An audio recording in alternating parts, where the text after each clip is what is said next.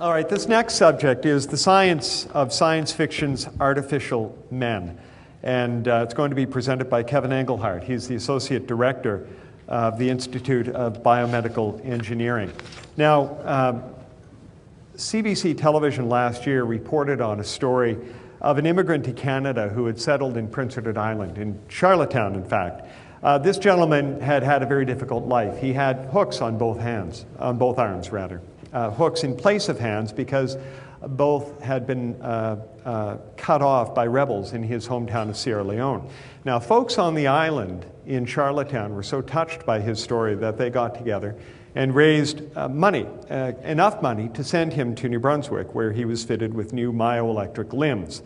Now, in a quintessentially Canadian touch, the man in question, Mohammed Mara, said he'd be happiest when he could pick up a Tim Hortons coffee on his own. Well, with the help of UNB's Institute of Biomedical Engineering, Mara succeeded in doing that. And our next speaker is part of the team at the Institute developing limbs that use artificial intelligence to decode a user's neural activity. It's remarkable stuff that has a very human application. Kevin Englehart is the Associate Director of the Institute of Biomedical Engineering. He is a professor of electrical and computer engineering at UNB and a registered professional engineer. He is also the father of 3 and a busy man because of that. I could go on, but my sense is you'd rather hear from Kevin himself. So ladies and gentlemen, please welcome Kevin Englehart. Thank you, Larry. Good to have you, Kevin. Is the slide advance? You'll need that? Thank you, yes. Thank you very much. Now for something completely different. Let's talk about science for a while. Well, science meets technology meets biomedical engineering.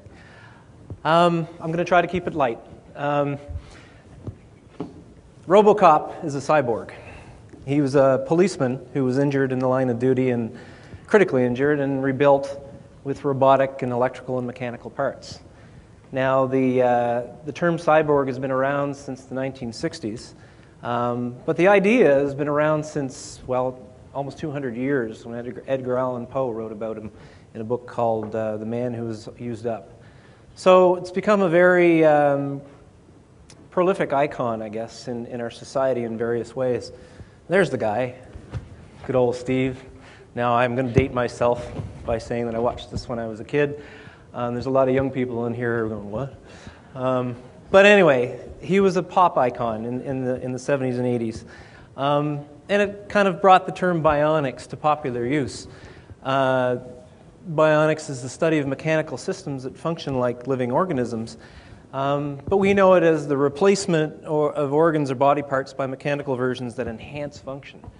Okay, and this is where this story came from. So these are just 2 examples. There's a whole bunch of other examples of cyborgs or bionics in science fiction and in the popular media. Other than RoboCop, there's Luke Skywalker, who had a remarkable prosthetic hand thanks to a battle with dear old dad, who's down on the right there. And Darth Vader had a life support system and artificial legs.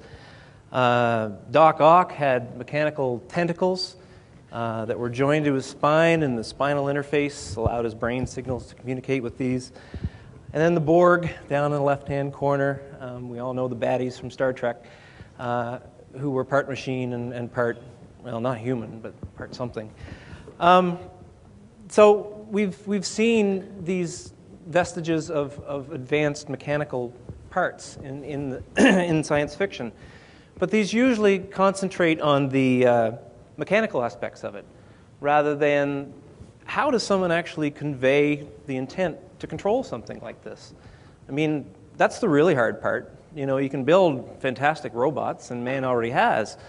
It's how do we actually get a person to control these things autonomously? And so this is the science of cybernetics, and this is the science of decoding the neuromuscular system to get information from it. And so this graphic is from National Geographic, and they were nice enough to let me use it. There was a really good article in National Geographic, January 2010, that highlighted some partners of ours at the Rehabilitation Institute of Chicago and what they're doing in terms of advanced man-machine interfaces. And we work really closely with them. 2 of my former students are working down there running the show. Read this issue if you're interested in it. It's a great read. But this graphic is up there for a reason.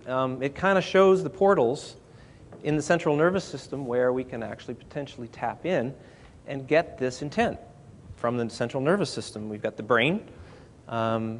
Signals travel down from the brain through the nerves to the muscles. And so at some point, we've got to have an interface here between the information, biological information, and translate that into mechanical actuation. So if we're talking about the possibility of replacing the function of a human limb, this is a tremendously difficult thing to do. The prospect of replacing everything we can do with our limb, there's 22 different movements that we're capable of doing, and doing these very dexterously. And this is all controlled by nerves coming from the brain, descending down the arm. And so the human arm is one of the most complex devices in biology. And just to gain a little better understanding of how it all works, information about movement originates in the brain, or more specifically in the motor cortex and in the premotor cortex. And this information is then sent down the spinal cord. It exits the spinal cord down to the peripheral nerves, which eventually attach to muscles, and these muscles twitch. And so this all has to work properly in order for natural human movement to occur. This is a two-way street, though. We gain a sensation of the environment by receptors in our skin and in our muscles that tell us whether we're touching something, whether it's hot or cold, how far we're stretching our limb in space, and this all gets sent back up through the same nerves to the sensory cortex of the brain, and the brain makes sense of all this.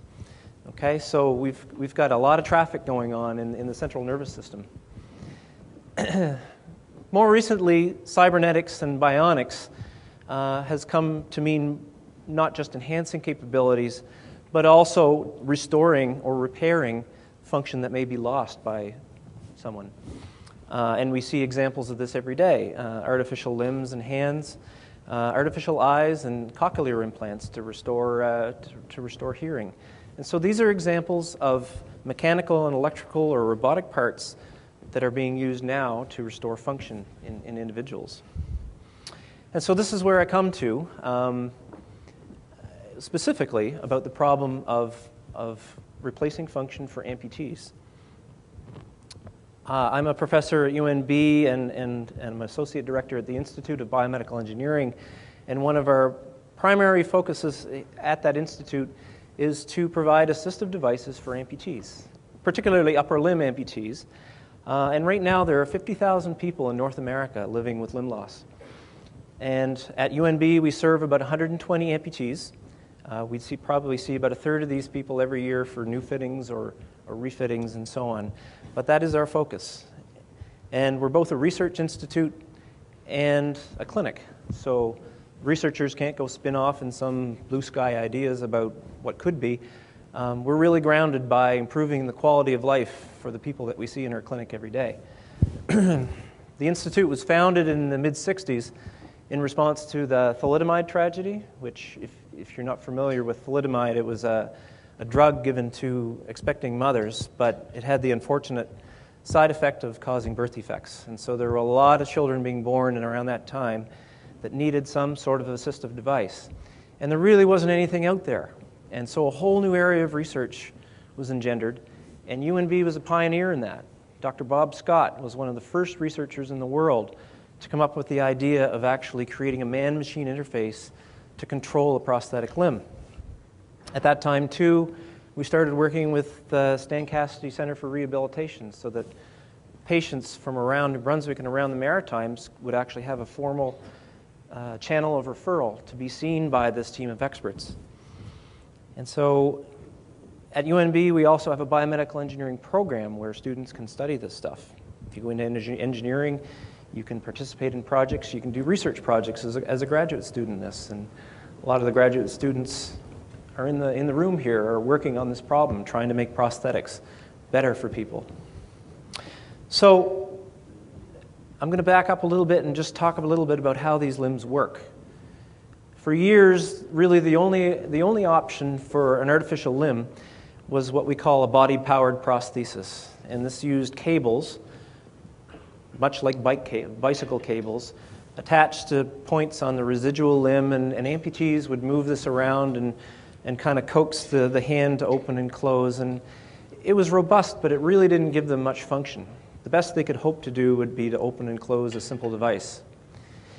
The more advanced devices that we're talking about now are called myoelectric limbs. And these myoelectric limbs exploit this information that's coming from the brain, that goes down the arm and causes the muscles to twitch. But the idea is that when your muscles twitch, the muscles in the remaining limb, that is, they produce electricity. And we can put electrodes right at that site and pick up a signal, just like an electrocardiogram. Your muscles send out electricity whenever they move. And it's extracting that information and decoding that information that's key to using myoelectric limbs. So this is a man-machine interface by using the muscle electricity from the limbs that remain.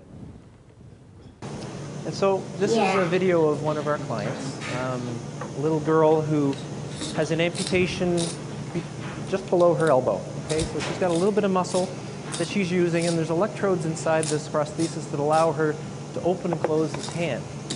And she can use it quite well, but the best that she can do is really just open and close this hand. So she's using it as a secondary device.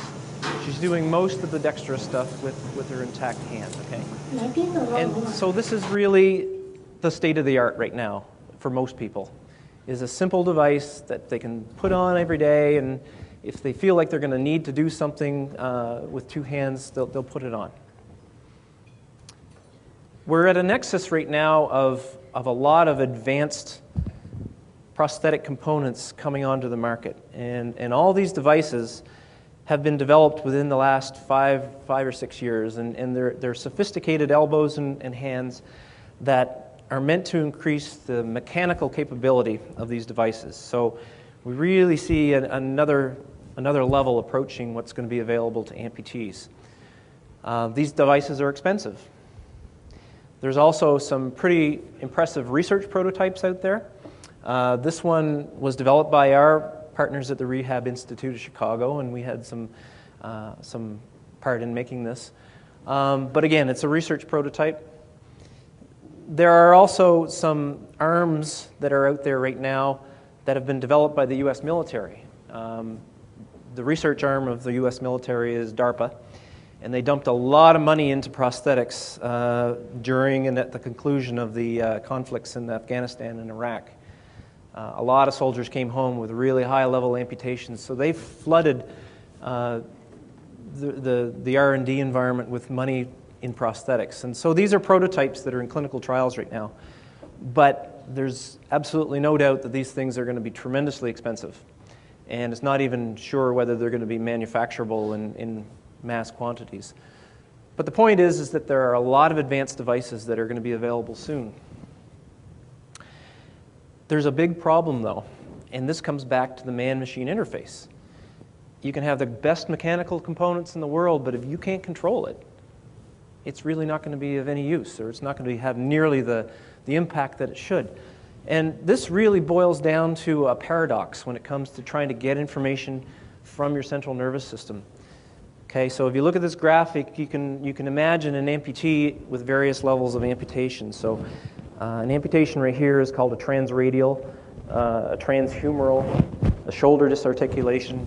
But the point is that as the level of amputation gets higher and higher, you've got more function to replace in that individual.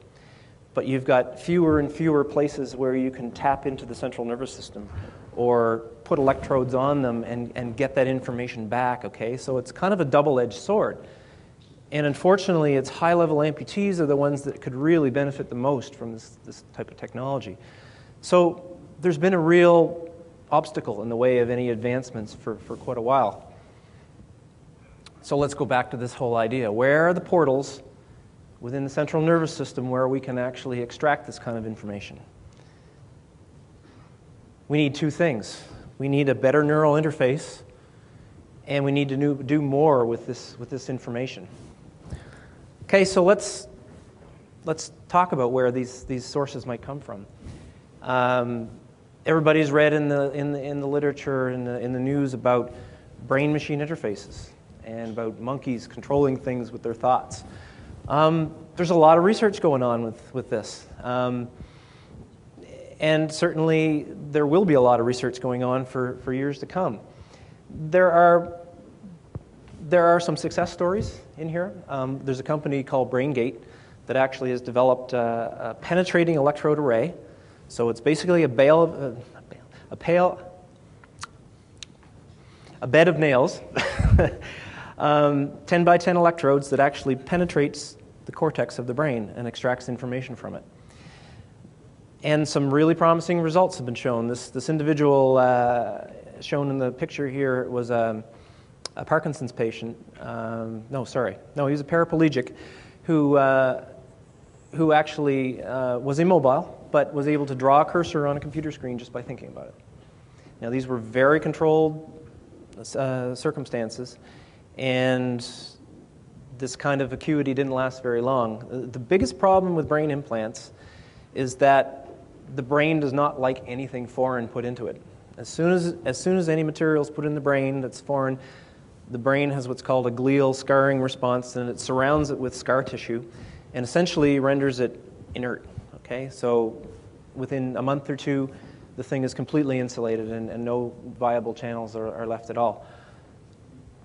On top of that, too, the brain is incredibly plastic. So if you put an electrode in part of the brain one day, that part of the brain may be doing something completely different the next day or even half an hour later. So there's a lot of promise there, but we're way, way out from brain-machine interfaces that work well.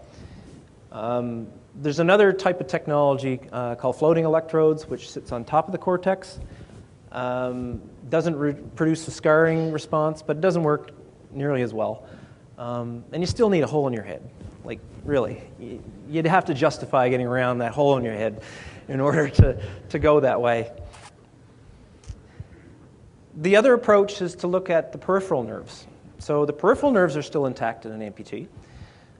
So we could take the same idea, we could punch an electrode into the peripheral nerves and try to extract this information. And there are three main types of peripheral nerve technologies. There's what's called a cuff electrode that wraps around the nerve. Excuse me. That doesn't work really well because there's probably thousands of nerve fibers within a nerve. And so you're really getting a jumble of all the information, both motor and sensory. A slight improvement on that is called the flat interface, where you can squish the nerve down a little bit, and then you can actually record more nerves. But still kind of so-so. There's the bed of nails approach, the interneural approach, and even more aggressive, a sieve approach, where you actually sever the nerve and let the nerve go back through it to establish electrical contact. These have the same problems with glial scarring as do the brain implants. And I just kind of threw the last kind out there. It's intrafascicular, where you actually get a tiny little sliver and it goes inside the nerve. But the problem with that is that the recording is so focal that you're kind of looking at a needle in a haystack. You may find the motor response you want, but probably not. Oops. So again, there's some promise with nerve interfaces. Personally, I think there's going to be some really exciting results that happen in this area within the next 5 years, but it's not quite ready yet. We got to find a way to embed these things in there and power them and get all these signals out. That's another thing. You don't want wires coming through your skin, so you have to have some way of getting all this information out of there. So for now, the most practical and the least invasive way of getting information from the central nervous system is through the muscles. And again, neural signals still exist in an amputee, but the strategy that I'm going to now talk about is using remaining muscles as biological amplifiers. So the idea here now, or I'll go back again so you can see what it did. So the nerves were going down the arm. We're going to move those nerves to the chest muscles now. And in doing that, we're creating brand new sites to put electrodes on. So these signals would have gone to the biceps and triceps and the flexors and extensors of the arm, but now they're going to the pectoralis muscles. And if we put electrodes on those muscles, we're now picking up the neural information that would have gone to the arm. And so we're basically reestablishing, by rewiring, we're reestablishing neural pathways here. And so if we do multiple sites like this, we can actually derive signals that would actually control the elbow, the wrist, and the hand by transplanting the nerves that are responsible for those motions. And this technique was developed by a close colleague and friend of mine, Todd Kuiken, in Chicago. And we've been working very closely with them to bring this to practical reality. And so this individual is Jesse Sullivan.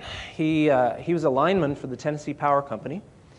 And in 2004, he touched a high voltage line and burned his arms severely and had to have them amputated at the shoulder.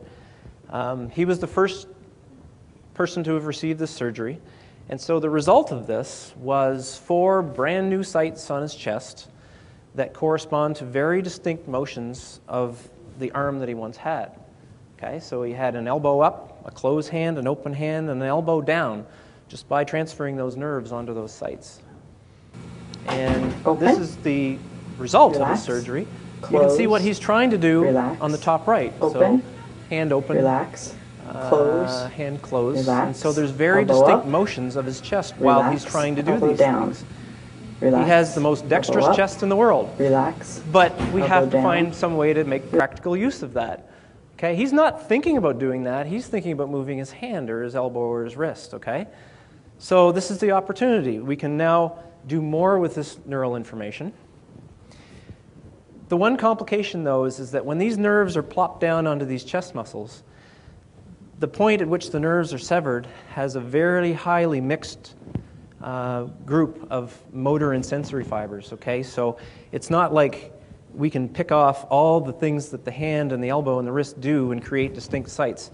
There's a lot of mixing of these nerve fibers, okay? So this is where we come in.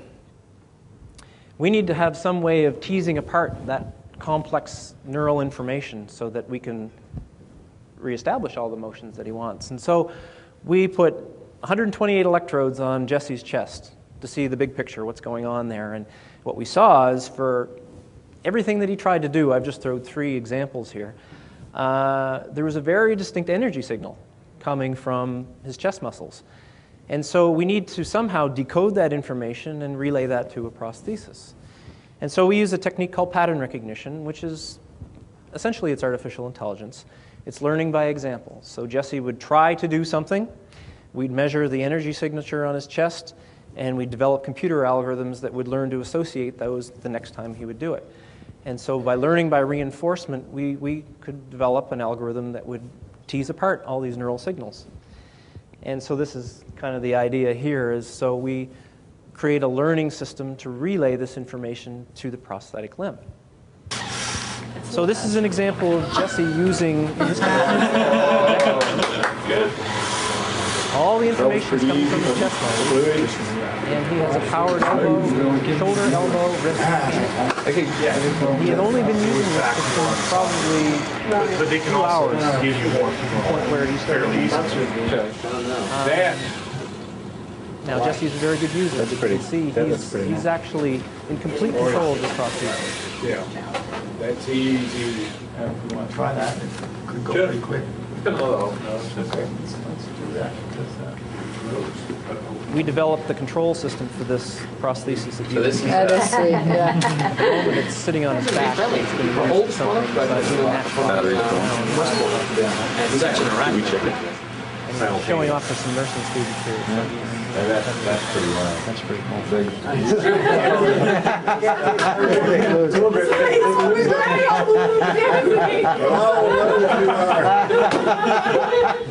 Jesse's the best subject in the world. He's just a pleasure.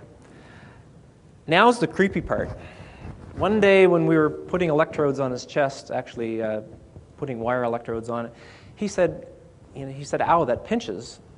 And we said, "Yeah, it's going to be uncomfortable." And he said, "No, I felt that on my hand." And so the hair kind of stood up on the back of our necks, and we said, "Well, what do you mean?" And he said, "Well, I feel that on my hand." And so what happened is that the receptors in the skin of his chest actually found the sensory, or the other way around, the sensory fibers that were transplanted on his chest found the receptors on his skin without it ever being intended.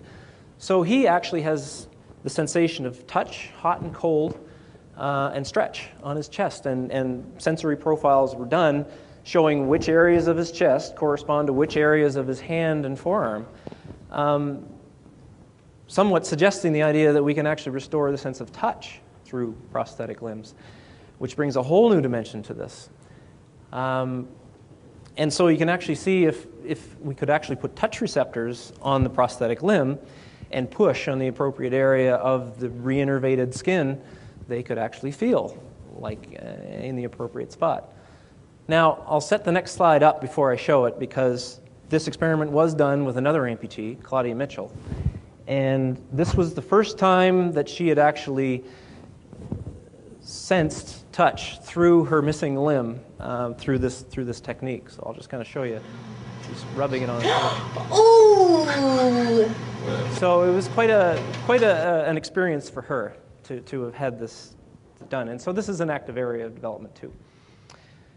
And so the last thing I'm going to talk about today is what we're doing at UNB. We've been a part of a lot of these big projects through a lot of partners. But the thing is we need to get that technology out there, and we need to get it to people in an affordable way. So we were fortunate enough to receive some funding from the Atlantic Innovation Fund to develop our own version of a dexterous hand.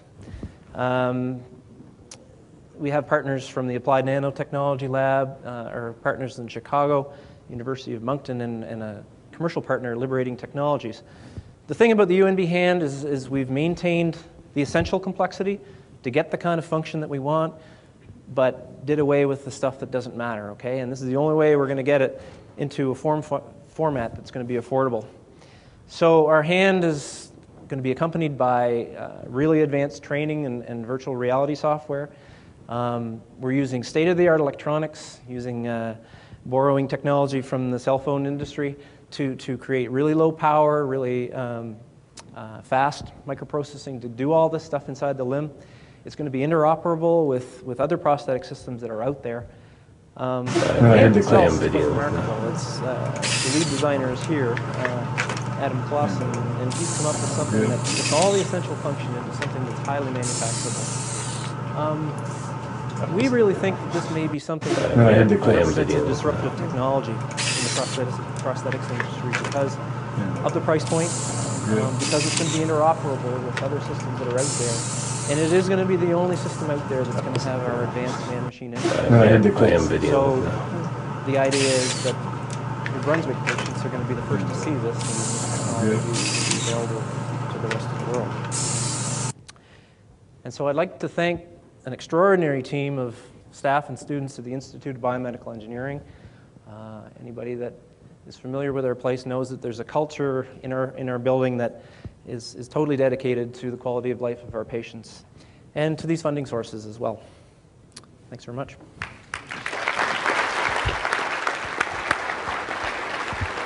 Excellent. Thank you.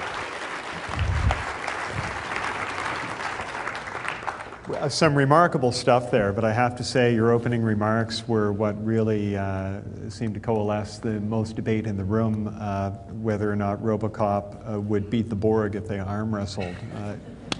Don't know what your feeling is on that, but let's not go there right now. You know, I have so many questions for you, but we have a lot from Twitter as well. I just want to ask one thing.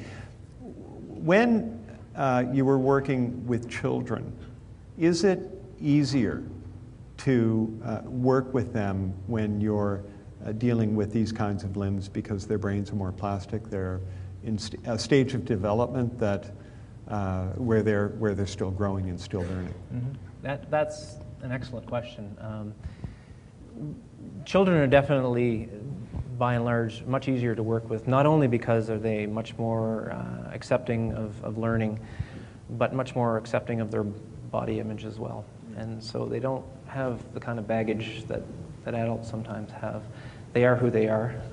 But the current generation of children are also so comfortable with technology, and they get it. Like, they truly get these systems, and at least half of our clients are children. How crucial is brain development for example, having a 7-year-old versus a 37-year-old? Does the interface between man and machine occur more easily because the brain is still immature? That's an excellent question, and I don't think I have the answer to that. I mean, one might assume that children would have a much more rapid learning experience there, but we're only starting to understand exactly what people's capacity are to learn these systems. The reaction the woman had to that first sense of touch was really inspiring, but it also immediately made me think of, what about the psychological side of this? People who have lost limbs. A colleague of mine at work, her husband cut off the tip of his finger. And just that minor thing has, it really upset him. It upset him not because it hurt, but because of what he had done to his body. So we hear about the stories of people who lose limbs. And aside from the trauma and the phantom pain, there is the psychological adjustment that needs to happen. It must be true as well when someone is fitted with a limb like this. Oh, it certainly is. And I mean, it's a very individual type of response. Some people are, their immediate response is to make the best of their situation. But it is a traumatic event. And how do you incorporate that into the work you do? Well, it's through our partnership with the Stan Cassidy Center for Rehabilitation. I mean, it really is a team effort. The people that get involved right away are psychologists and occupational therapists who really are the people who complete the experience for the amputee. Let's get to some of the questions from folks on Twitter. There, as I said, there are a lot of them. So one question here, how do the artificial limbs receive the impulses from the brain to tell them what to do? Well, it depends on how you're proposing to tap in. So in one of the myoelectric limbs, signals from the brain are electrochemical, and they travel at a speed of about 40 meters per second down your spine. And then they go down your peripheral nerves, and then when they get to the muscles, the muscles twitch, and it's an electrochemical reaction when that happens. So you get ions flowing. This all happens very fast, and when ions move, they produce electromagnetic energy, and that energy travels to the surface of the skin, and then the electrodes turn that into electronic energy. So in the blink of an eye, there's probably about 4 or 5 different electrochemical, physical, biological processes that are happening. All right. What are the potential hazards involved in these artificial limbs? Are there any major health risks, side effects? The devices themselves have very little risk. The only issue I've ever heard from one of our patients is that because there are batteries in the prosthesis, that the batteries can get hot and sometimes cause electrical burns, but I think in 40 years I've only heard of that happening once or twice. There are occupational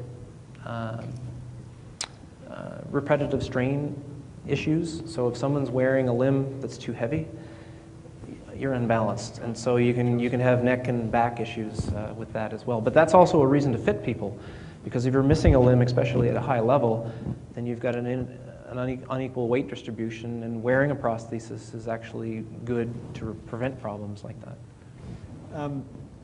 Is there rehabilitation specifically involved in learning the use of our artificial limbs? I presume the answer is yes. Definitely. Considerable. We have a full-time occupational therapist on staff who basically reteaches people how to function. We have our entire basement of the Institute has a kitchen and a playroom and all of the things to incorporate all the things that people do as functional daily activities and incorporate doing that with their prosthesis.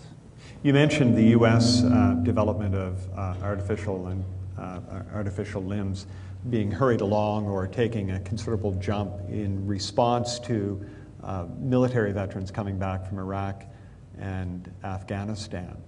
Has the same thing happened in Canada with Afghan vets, Canadian Afghan vets coming back? Has that sort of pushed development? It's a bit different in Canada because the vets that have come back have really they've been treated in their local health regions, and so they've gotten what's available to them.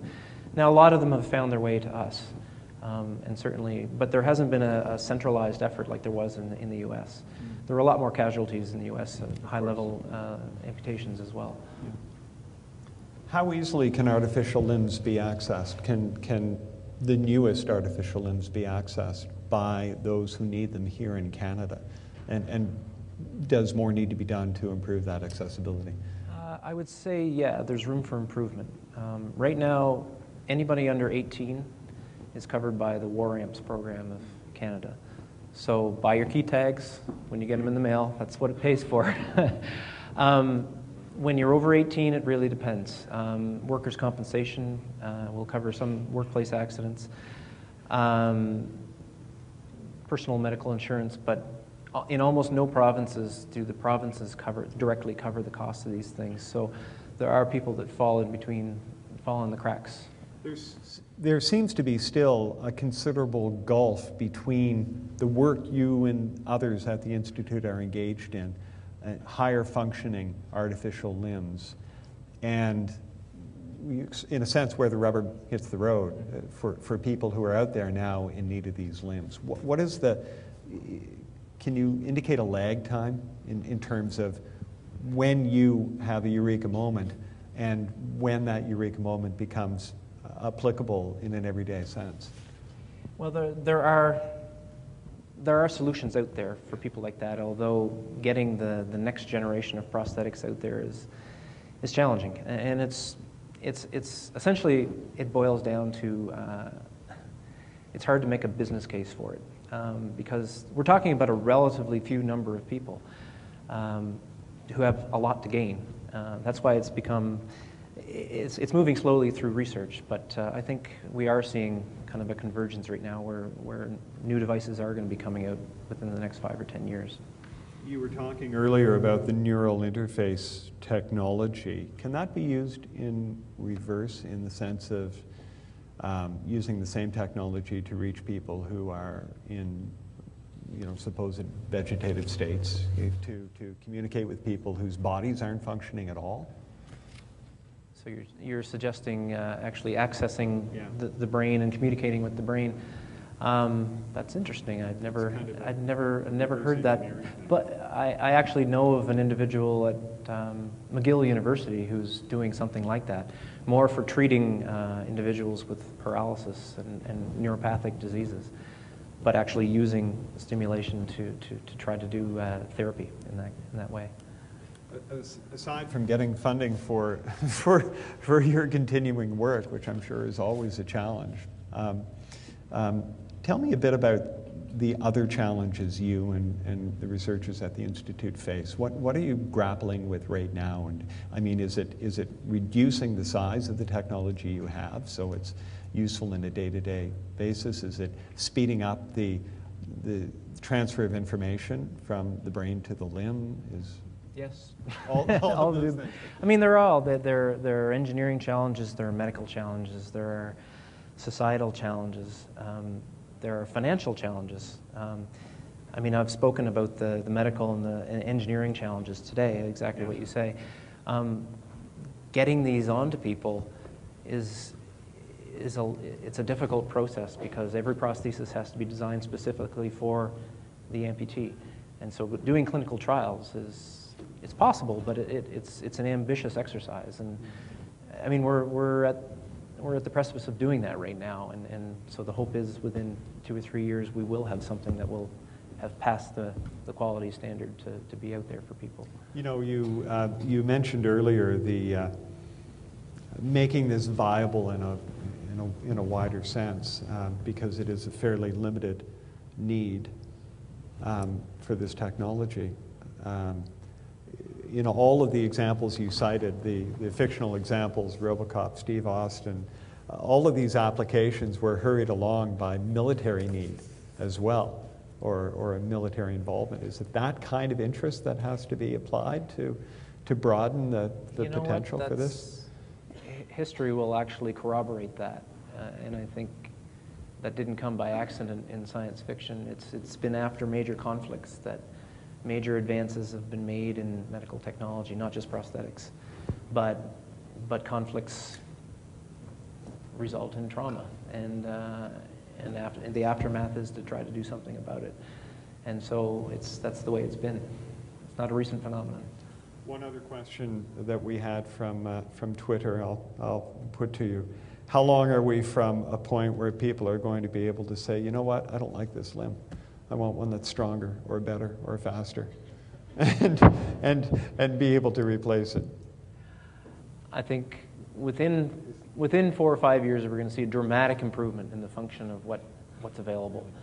Beyond that, my crystal ball is kind of cloudy. I think it's more interesting to consider trying to regrow a limb.